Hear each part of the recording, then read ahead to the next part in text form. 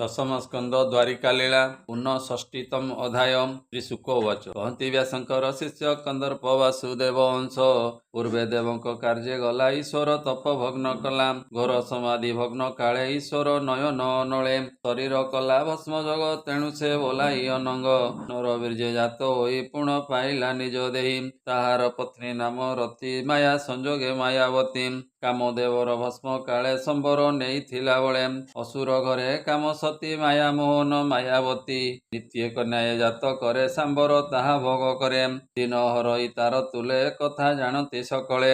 ହେମନ୍ତେ ଶୁଣ ନରନାଥ ସମ୍ବର ପୁରେ ବ୍ରହ୍ମାସୁତ। ରାତ୍ରେ ମିଳିଲେ ତାର ପାଶେ କହନ୍ତି ସୁହୃଦ ବିଶ୍ୱାସେ। ବୋଲନ୍ତେ ଅସୁରକୁ ଚାହିଁ ନିଶ୍ଚିନ୍ତେ ଅଛୁ କାହିଁ ପାଇଁ। କନ୍ଦର୍ପ ତୋର ବୈରୀ ଆଜି ଜନ୍ମିଲା ଯଦୁପୁରୀ। ଯାଇ ବେଗେ କର ନାଶ ସେ ତୋର ମରଣ ବିଶ୍ୱାସ। ନିଶ୍ଚୟ ମରିବୁ ତାର ହସ୍ତେ କହି ଚଳିଲେ ଶୂନ୍ୟ ପଥେ। ଅସୁର ବିଚାରଇ ବସି ଯାହା କହିଲେ ବ୍ରହ୍ମ ଋଷି। ଏସେ ଯେବେ ମୋହର ବୈରୀ ଗୁପତେ ଆସିବଇ ମାରି। ନାରଦ ବଚନେ ଅସୁର ପଶିଲା ଦ୍ୱାରକା ନଗର।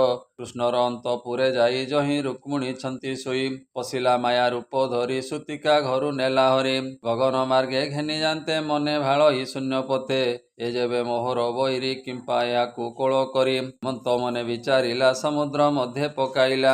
ଆହାର ପ୍ରାୟ ମଣି ଭାବ ତକ୍ଷଣେ ଗିଳିଲା ରାଘବ। କୃଷ୍ଣର ବଳ ବୀର୍ଯ୍ୟ ଯୋଗେ ଭସ୍ମ ନୋହିଲା ମୀନ ଗର୍ଭେ। ରାଘବ ମତ୍ସ୍ୟଗଣ ମେଳେ ବନ୍ଦୀ ପଡ଼ିଲା ମହାଜାଲେ। ଏ ଧୀବର ଗଣ ତାହା ପାଇ ସମ୍ବର ପୁରେ ଦେଲେ ନେଇ। ଅସୁର ମୀନ ଦେଖି ହସି ସେବକ ବୋଲଇ ବିଶ୍ୱାସୀ। ରତିର ପାଶେ ନେଇ ଦିଅ ରନ୍ଧନ କର ବୋଲି କହ। ତକ୍ଷଣେ ମୀନ ଧରି କରେ ସେବକ ମିଳିଲେ ଭିତରେ। ମୀନ କାଟନ୍ତେ ସୁପକାରେ ବାଳକେ ଦେଖିଲେ ଉଦରେ। ତକ୍ଷଣେ ପୁତ୍ର କରେ ନେଇ ସମ୍ବରାସୁର କୋଳେ ଦେଇ। ଦେଖି ସାନନ୍ଦ ମହାସୁର ବୋଇଲେ ଶୁଣ ସୁପକାର। ଏ ଦଇବେ ମୋର ପୁତ୍ର ନାଇଁ ରତି ସମୀପେ ଦିଅ ନେଇ। ଏ ମୋର ହୋଇବ କୁମର ତକ୍ଷଣେ ଘେନି ସୁପକାର। ରତିର କୋଳେ ନେଇ ଦେଲା ଭୂମାତ ସମ୍ଭାଳ ବୋଇଲା। ଦେଖି ସାନନ୍ଦ ମାୟାବତୀ ପୁତ୍ର ପାଳନେ କଲା ମତି। ଦିନକୁ ଦିନ କୃଷ୍ଣ ବୀର୍ଯ୍ୟ ବଢ଼ଇ ଅପ୍ରମିତ ତେଜ। ଶୁକ୍ଳ ପକ୍ଷେ ଚନ୍ଦ୍ର ଯେନେ ସେ ଯେନେ ବଢ଼େ ଅନୁଦିନେ। ଏମନ୍ତେ ଗଲା କେତେ ଦିନ ମିଳିଲେ ବ୍ରହ୍ମାଙ୍କ ନନ୍ଦନ। ଅସୁର ଅନ୍ତପୁରେ ପଶି ରତିକି କହନ୍ତି ବିଶ୍ୱାସୀ। ଆଦି କାରଣ କଥା କହି ବୋଇଲେ ତୋର ସ୍ୱାମୀ ଏହି। ଅନଙ୍ଗ କୃଷ୍ଣ ବୀର୍ଯ୍ୟ ଜାତ ସୁତିକା ଘରୁ ଏ ଦୈତ। ହରି ଆଣିଲା ବାହୁ ବଳେ ପଥେ ଖେପିଲା ମହାଜଳେ। ଆହାର ପ୍ରାୟ ମଣି ମୀନ ଗିଳିଲା କୃଷ୍ଣର ନନ୍ଦନ। ବନ୍ଦୀ ପଡ଼ିଲା ମହାଜଳେ ଦୈତ୍ୟ ତୋତେ ଦେଲା ବେଳେ। ତୁ ଏହା ପାଳ ଯତ୍ନ କରି ଏ ପୁଣ ସମ୍ବର ସଂହାରି। ବିମାନେ ତୋତେ କୋଳ କରି ଗମିବେ ଦ୍ୱାରକା ନଗରୀ। ଲଭିବୁ ତୋର ନିଜ ନାଥ କହି ଚଳିଲେ ବ୍ରହ୍ମସୁତ। ସେ କାମ ନାରୀ ମାୟାବତୀ ସ୍ୱାମୀ ପାଳନେ କଲା ମତି। ଅସୁର ବୋଲେ ପାକଶାଳେ ବସନ୍ତି ସୁପକାର ବେଳେ। ଏ ରନ୍ଧନ କରି ଷଡ଼ରସ ଅସୁର ମନ କଲେ ତୋଷ। ଏ ଅନ୍ତେ ଶୁଣ ନରନାଥ ଦିନକୁ ଦିନ କୃଷ୍ଣ ସୁତ। ଶୁକ୍ଳ ପକ୍ଷେ ଚନ୍ଦ୍ର ଯେନେ ତେଜ ବଢ଼ଇ ଦିନେ ଦିନେ। ନିଜ ସ୍ୱାମୀ କି ଶିଶୁ ଦେଖି ସ୍ନେହ ପାଳଇ ଶଶିମୁଖୀ। କଟାକ୍ଷ ଲୋଚନେ ଅନାଇ ଭାବେ କାମିନୀ ପ୍ରାୟ ହୋଇ। ଅଳପ ହୁଏ ଜବା ଦେହ ଦେଖି କାମିନୀ ଗଲା ମୋହ। ଏ ଭସ୍ମ ଅଙ୍କୁର ସେ ମଦନ ବିଶେଷ କୃଷ୍ଣର ନନ୍ଦନ। ଏ ଲୋଚନେ ଦିଶେ ପଦ୍ମ ତେଜ ଲମ୍ବେ ସୁନ୍ଦର ବେନିଭୁଜ। ଅତି ସୁନ୍ଦର ରୂପ ଦେଖି ଅଳପ ହସି ଶଶିମୁଖୀ। ମିଳିଲେ କୃଷ୍ଣ ସୁତ ପାଶେ ସ୍ୱଭାବେ ରତି ରଙ୍ଗ ଆସେ। ଦେଖି ତାହାର ବିପରୀତ ଭୟ ଉଠିଲା କୃଷ୍ଣ ସୁତ। ସମ୍ଭ୍ରମେ ତାର ମୁଖ ଚାହିଁ ଭାଳଇ ଶିରେ କର ଦେଇ। ତୁଜେ ମୋହର ନିଜ ମାତ ଏବେ ଦେଖିଲି ବିପରୀତ। ମାତାର ସ୍ନେହ ଦୂର କରି କାମିନୀ ଭାବକୁ ଆଚରି। କହ କେବଳ ଏହୁ କୃତ୍ୟ ଭୟେ ବୋଲଇ କୃଷ୍ଣ ସୁତ। ଶୁଣି ବୋଇଲେ ମାୟାବତୀ ତୁ ନାଥ ମୋର ନିଜ ପତି।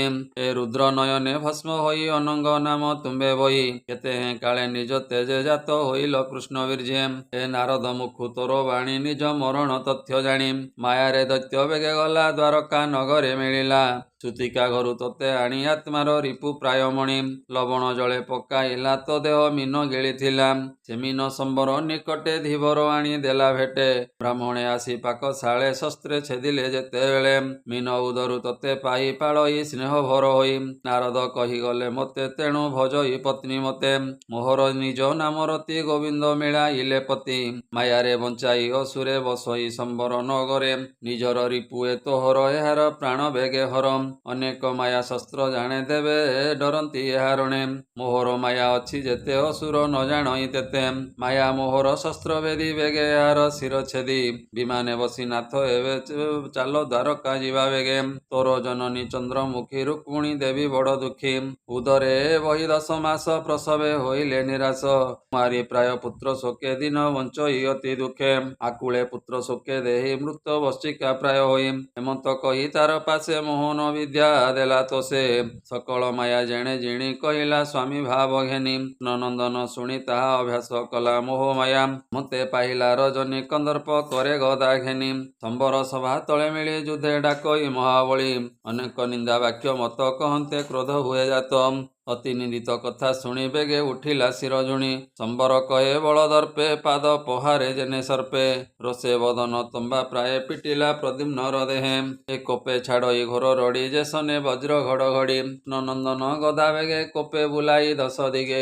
ସମ୍ବର ଗଦା କଲା ଚୁର କୋପେ ଡାକଇ ମହାଘୋର। କନ୍ଦର୍ପ କରେ ଗଦା ଦେଖି ଅସୁର ସମର ଉପେକ୍ଷୀ।